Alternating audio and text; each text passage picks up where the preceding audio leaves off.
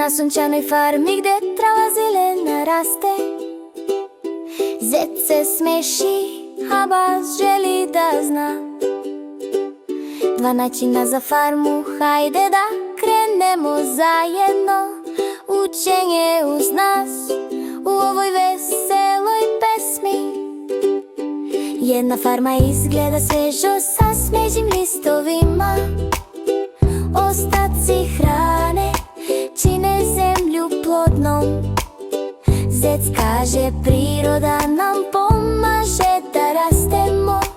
Červići srećno se kreću ispod zemlje. Organsko uzgajano s pažnjom. Prirodna zemlja, svež vazduh svuda oko nas. Bas glasno aplaudira, razumem. Zdrava hrana iz ruku prirode. Druga farma koristi belo prah. Penju se biljke brzo, ali se ne osjećaju dobro. Voda odlazi i ne ostaje dugo. Zec kaže, nešto nije u redu. Neorgansko raste brzo, ali moramo vidjeti.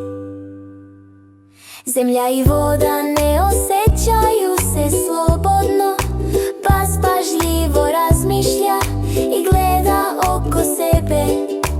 Pažljivi izbori pomažu zemlji. Organska hrana miriše sveže i slatko, sigurna i zdrava. U svakom zalogaju brini o zemlji, blizu ili daleko. Posadi seme za zvezdu sutrašnjice.